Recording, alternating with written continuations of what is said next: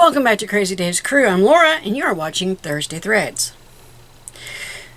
So the last time I was getting back started, relearning my machine, going through my fabrics, figuring out what tools I need, and I started with just basically something I'd started doing as leaders and enders, but this time I was wanting to use batiks.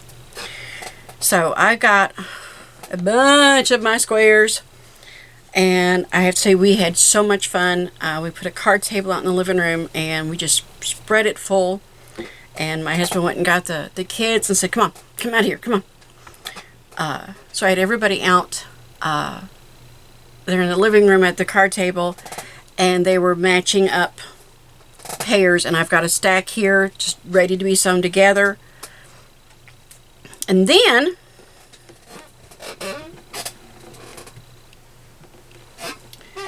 so I did my matching them up, finding, trying, and part of what made it so great for someone else to help me match them up is I tended to pick the same things to match them up with. Well, of course, my kids didn't, so I had a variety. So it was a nice mixture of all the different batiks. And I'm going to take a step back and kind of refresh everyone's memory, and if you're new, then to let you know how I do some things. So after I got my two together, trying to match them up with something that's a little bit different and putting them together. And I like doing this on one of my my rulers. Anyway, so I like to nest my seams, and I'll start in a different area, like there's my center, but I'll come over here and I'll just kind of move it over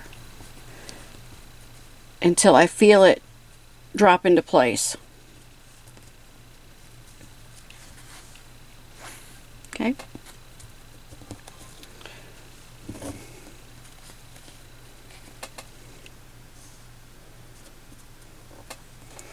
And I wish you guys could feel it. Reach through the camera and just, feel this, how flat it is, how it just dropped right in. And I'm going to try to get that up there. And I'm going to hang on to it. And I'm going to use a pin.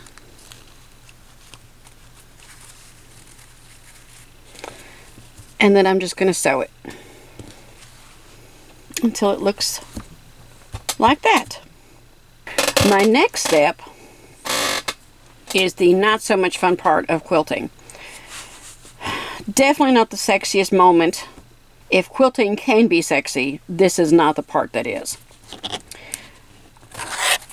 And you can do this a couple of different ways. You can use I love one of these.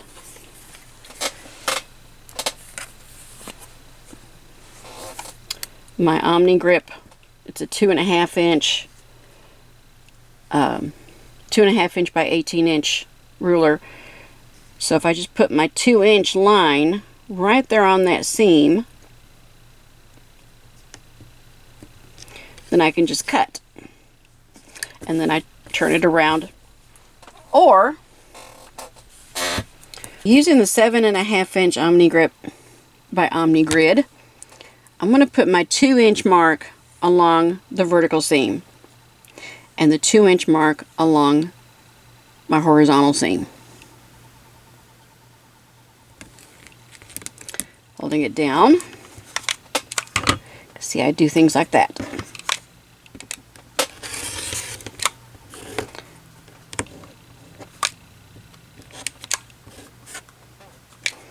And then across the top. I'll say make sure your fingers stay on the ruler. And now I'm going to do the same thing. I turned it around. And now you'll see that this side is 4 inches and down here it's 4 inches. 2 inches on my vertical seam, the 2-inch line on my horizontal seam.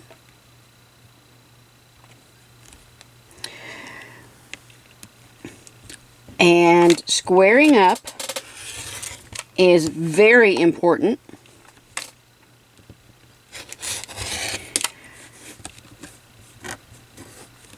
And I learned the hard way. So there we have a 4-inch square.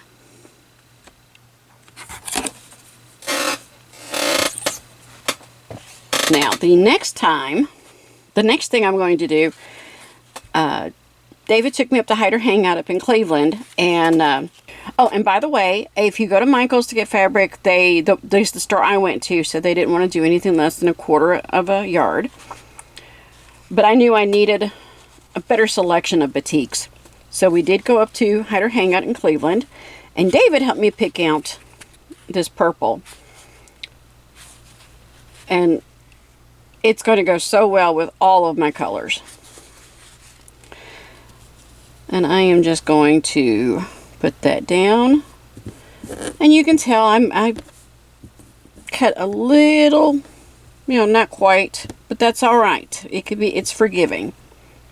And I'm just going to seam it down on one side.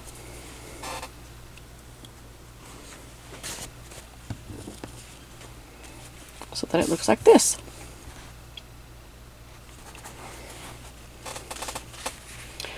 And then I will add one there. So there is my unit. So unfinished, it's 8 inches. So it's going to be a 7.5 inch block one after I do my 1/4 inch seams. I decided I wanted to make this to go onto our bed, so it is going to be a larger one than I've ever made before. It is going to take me a little bit longer, and I'm okay with that. So we started out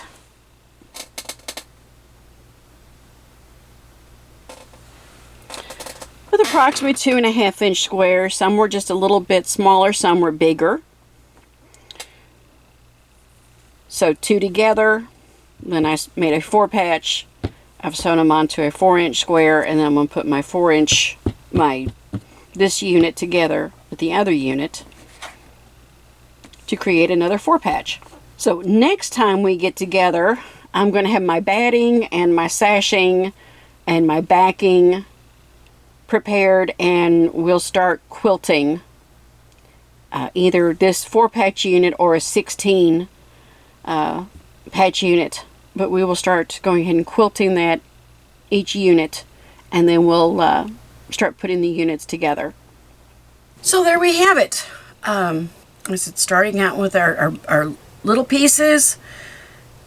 Some were scrap, some were from a jelly roll, some I bought a 2.5 inch strip from Hider Hangout. So this episode's kind of a short and sweet, just keeping you apprised of what I'm doing and what my next steps are going to be. So now I get to enjoy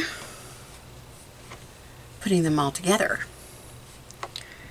And some of these are just real pretty, and they're going to look really nice with the purple.